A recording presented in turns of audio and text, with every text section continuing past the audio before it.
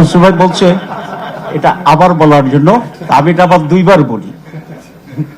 এখানে ফেব্রুয়ারিতে নির্বাচন হওয়ার ক্ষেত্রে বাংলাদেশ জামায়াতে ইসলামের কোনো ধরনের কোনো আপত্তি নেই।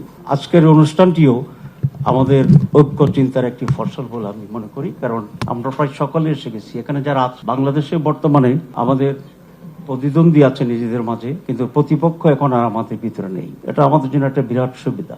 এই অবস্থার ভিতরে কতগুলো মৌলিক বিষয় বোধহয় আমরা ঐক্যবদ্ধ হতে পারি, আমরা একসাথে এগিয়ে যেতে পারি। সেই জন্য ঐক্যমত্য কমিশনও কাজ করছে এবং প্রাইভেট লেভেলে নানা পর্যায়ে আপনারাও কাজ করছেন, আমরাও কাজ করছি। আমরা অ্যাচিভ করতে পারবো, এটা আমি বিশ্বাস করি।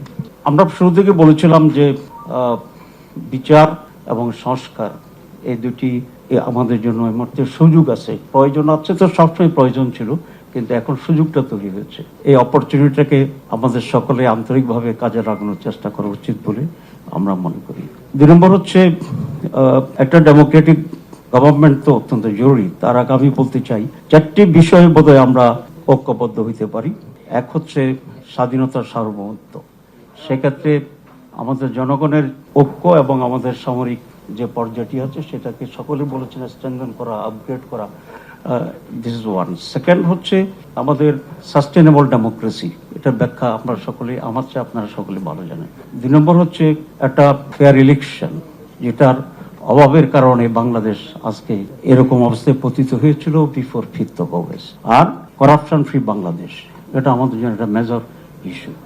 আমরা যদি এখানে একমত হতে পারি তাহলে আমি মনে করি আমরা অনেক দূর অগ্রসর হতে পারবো। লাস্ট আমি যে কথাটি বলতে চাই, যেহেতু অনেক কথার সময় নেই, সেটা হচ্ছে একটি ইলেকটেড ডেমোক্রেটিক গভর্নমেন্ট আমাদেরকে অনেক সমস্যার সমাধান করতে পারে।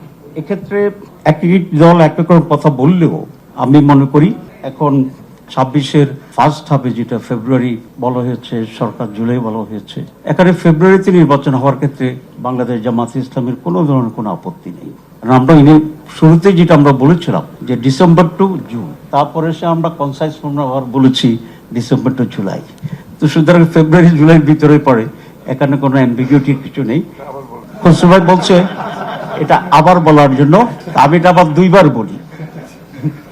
আমরা বলেছি যে ডিসেম্বর থেকে এপ্রিল, এর মাঝে ফেব্রুয়ারি এখানে কন্টেইনড, সুতরাং এখানে আমাদের কোনো আপত্তি নেই।